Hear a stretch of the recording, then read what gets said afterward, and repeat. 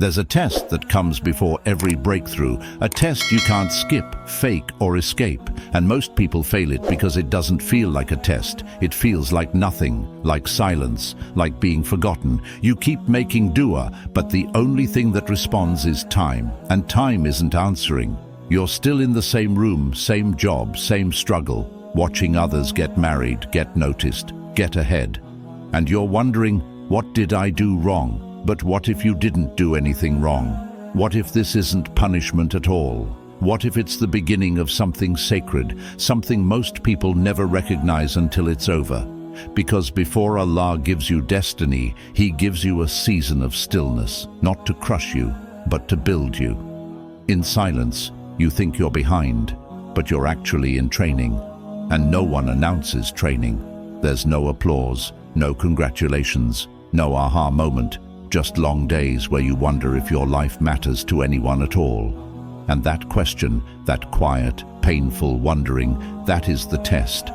The ones who pass it don't look special.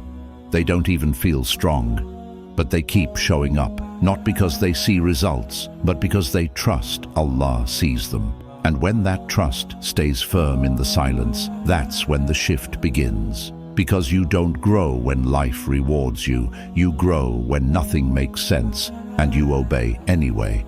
Before destiny comes clarity, and before clarity comes the clearing, you'll start to notice things falling away. People who once made you feel whole disappear. Plans you prayed would work collapse. Even parts of you, beliefs, habits, routines, start shedding on their own. At first, it looks like loss. But in reality, it's subtraction with a purpose. Because when Allah is about to elevate someone, He first removes everything they leaned on that wasn't Him. You didn't lose that friend, you lost the noise. You didn't lose that opportunity, you lost the illusion that it was the only way. And it hurts. It always hurts. Because the ego doesn't go quietly. It clings, it begs, it reminds you of how good things used to be. But don't confuse emptiness with abandonment. That empty space, that's where tawakkul gets planted. That silence, that's where your real voice starts to echo. Allah knows you can't carry divine purpose with a handful of distractions, so He empties you before He fills you. And the ones who endure this part, they don't look like warriors. They look like people grieving things that never should have defined them in the first place. This is where most people quietly fail, because once the noise is gone, and the people are gone, and the comfort is gone, the only thing left is your character. And that's when the real test begins. Not the test of ability, but the test of identity. Who are you when no one's watching, when no one's clapping, when no one is even around to know you're trying? Are you still kind when you get nothing back? Are you still praying when nothing feels different? Are you still honest when a lie would make life easier? This is what Allah wants to see, because public success without private character is a curse in disguise. There's a verse in Surah Al-Hajj, Quran 22:38, that whispers this truth. Indeed, Allah defends those who believe. He doesn't say those who succeed or those who are famous. He defends those who believe, even when their belief is buried under fear, loneliness, or exhaustion. So, if you're still obeying, still showing up, still holding back from the things no one would even know you did, that's not small, that's not invisible, that's proof. And that proof is worth more than 1 million followers, a viral quote, or a loud reputation. Because if Allah is your witness, who else needs to see? Time is the hardest test. You've passed the character test. You're still here, still holding on, still choosing faith over comfort, still choosing truth over ease. But now comes the test that breaks even the strongest: time. Because it's one thing to endure pain for a night, but what about a month, a year, 5 years? What do you do when the pain doesn't stop and the blessing doesn't come? Most people don't fail because they sin. They fail because they ran out of patience before the miracle arrived. That's what makes this part dangerous. It's invisible. It's not dramatic. It's not obvious. It's the slow erosion of hope. The Prophet Yusuf, alayhi salam, sat in a prison cell, not for a day, but for years. Not because he sinned, but because his story wasn't ready yet. That's how destiny works. It's not rushed, because when Allah is writing your future, He's also writing your strength to carry it.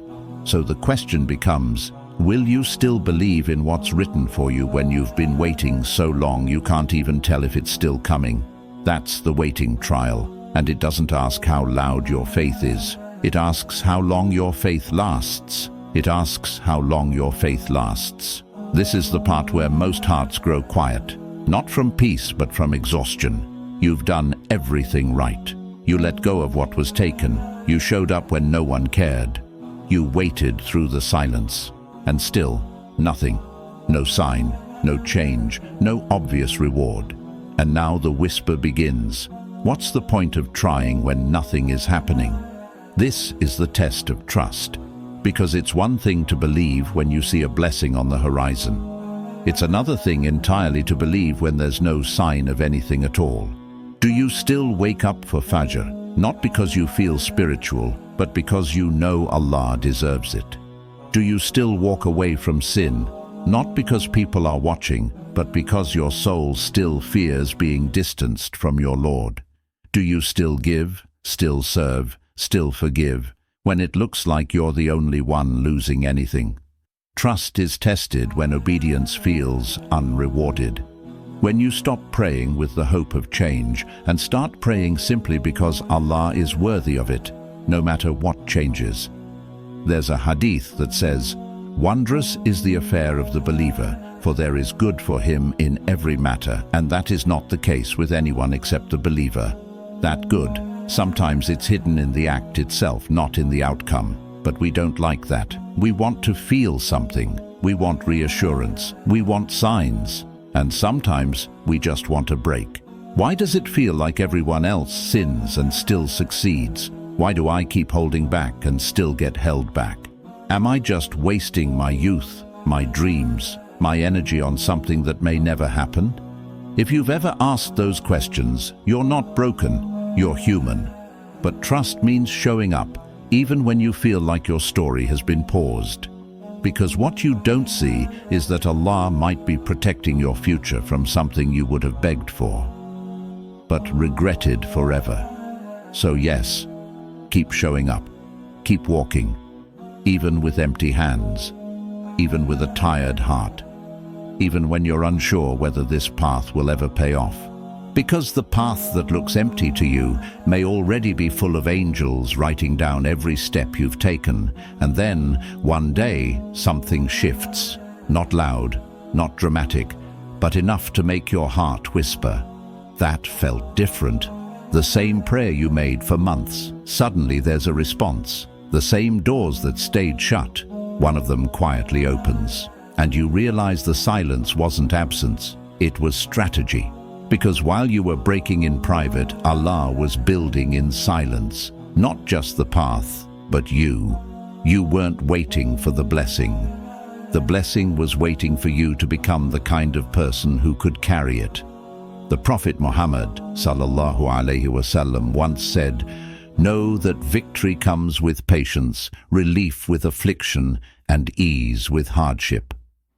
It wasn't just a promise, it was a pattern written into your life. And if you look back now, maybe you'll see it. That one moment you didn't give up became the reason something unseen began to shift. That one sin you resisted became the turning point in a story you didn't know was already being written. That one quiet night you cried and no one saw you was the moment your name was lifted to the heavens. So if it ever felt like no one was watching, it's because the one who mattered most never stopped. And Allah doesn't forget. Not a tear, not a sacrifice, not a quiet act of obedience done with a trembling heart. Because your breakthrough doesn't start when the world sees you. It starts when Allah saw you, and you stayed firm anyway. This is the part where most people collapse, not because they were weak, but because they got tired of waiting. They wanted a sign, a shortcut, a way to skip the silence and fast forward to the miracle. But purpose doesn't come with express delivery. It comes after purification. How many people gave up right before they were about to be answered? How many walked away the night before Allah planned to open the door? It's not always shaitan that destroys your future. Sometimes it's impatience. Sometimes it's that voice that says, "I've waited long enough. This can't be the way. Maybe if I take the easier path, I'll still get there." But every shortcut comes with a silent cost. Every detour leads you away from the one thing you are being shaped for. Remember the story of the companions of the cave in Surah Al-Kahf. They waited, trusted, and stayed hidden. Not for a day, not for a year, but for centuries. Their names are still remembered. Their patience turned into a legacy. That's what rushing robs you of. Not just blessings, but the weight of your name in the unseen. So don't rush. Don't panic when others seem ahead, because their path isn't your path, and their pace isn't your pace. Allah isn't late. Allah is protecting you from what would have looked like a blessing, but broken you the moment you touched it. Stay in your lane. Stay in your prayer, because one more step in patience might be the one that changes everything. So here you are, still standing, still breathing, still carrying a heart full of questions and faith. You've walked through silence.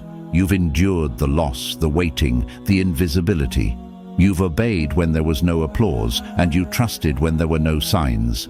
And maybe you didn't realize it, but that was the breakthrough. Not when life changed, but when you didn't, when you stayed sincere, when you still whispered, "Ya Allah," even when nothing made sense. That silence you hated. It was sacred.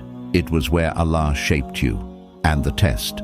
Maybe you already passed it. Not by being perfect, but by staying, by not walking away, by holding on when everything around you said, "Let go."